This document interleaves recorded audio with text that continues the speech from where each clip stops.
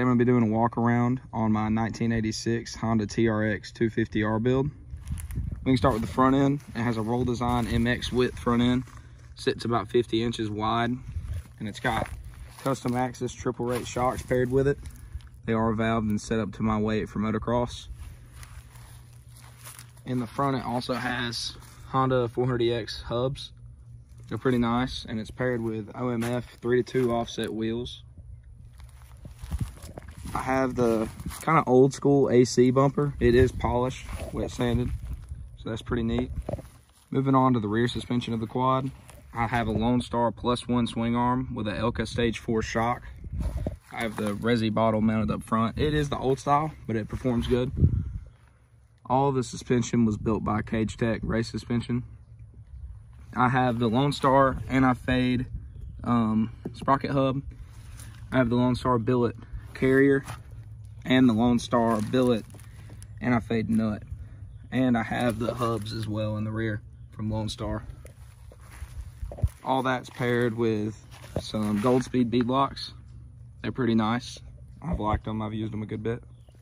The frame is actually, and I'm pretty sure it's a 2005 Lonestar racing chassis, and it has the subframe as well. It's pretty nice. It's really lightweight, but it handles very well. I've been impressed with it every time I've rode it. Moving on to the engine build. It is a 1986 bottom end all OEM transmission. It has a OEM Honda crank in it. It's the long crank. So my top end build is a Eddie Sanders Racing 310 power valve setup. So it runs the spacer plate, and I have all the little Eddie Sanders option parts, which is pretty cool. They're the little billet pieces. And then I have that paired with V-Force 3 reeds and a Keyhen Air Striker PWK. It's a 38mm, I'm pretty sure. My exhaust setup is actually a really old school LRD 2-piece header, which I like it. It's all right. It's a little bit big, and whenever you're kicking the quad, your boot, even if you're wearing like normal tennis shoes, will hit right there. But other than that, it does make some good power, and I have liked it. I know they make spacers for here, but I've just gapped these two nuts the same on each side, and it does all right. In the rear, I have the new style Shorty LED exhaust. I've polished it up pretty good, and I really do like the way that sounds. It looks good too, not being so big. I might consider getting the bigger LED that's a little bit quieter. As far as cosmetics go on this four-wheeler, I'm gonna start with the hood.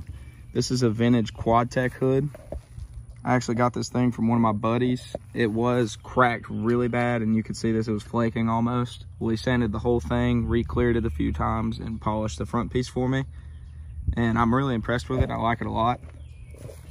It has mirror fenders all the way around it. They are black. They were in good condition. And I got BRM Off-Road to do my graphics kit. I wanted like a vintage race looking scheme. It turned out pretty good. Another thing is they supply like a bunch of the other little stickers on here, like this carbon fiber in the background. Actually, I like it a lot, and it's nice. I have a stock 1986 red tank with a mirror cover as well. My seat cover is just the 4Works 4Tracks edition that they sell ready to ship on their website, and I'm really impressed with it. I like it a lot. It's really grippy. They always hold up good. I've had them on a few different four-wheelers, and they look really good. I'm pretty sure the seat foam on this thing is an 88 because it's the fatter seat, which I like personally. I'm not a fan of the slim seat, but I think it looks good. I like it. Underneath the rear fenders, I run a stock 86 airbox with a uni foam filter. You can get a better view of the top of the shock cap and this exhaust system, which I'm really a fan of. From the cockpit view of this four-wheeler, I do have a Lonestar +2 steering stem, as well as the billet clamp that goes on top of it. That is a cool little piece. I have some older Pro Taper gold bars. They, I'm not sure what bend they are. I think it's a CR high, but I do like these a lot. They feel good. I have ODI lock-ons with a Moose Racing billet throttle. I have JFG cap, Pro Design kill switch, and I'm not actually sure what brand this is, but I don't recommend it. So I'm pretty sure the concept was that it's unbreakable and it also would bend this way. But this thing, I was literally leaning on it and it broke and all the balls fell out of that pivot. And it doesn't feel as good as like an ASV or the Pro Taper Clutch Perch does. But it's aftermarket. That'll probably be the next thing I'll replace on here. So I think that pretty much covered my walk around. If you have any other questions about it, just let me know in the comments and I'll try my best to answer them. These are factory 43 Nerf bars and it is a Pro Peg frame. So they don't fit perfectly, but they work. They can't, like, you can't visibly tell that it's not meant to fit on it. I'll get it fired up and get some video of it running.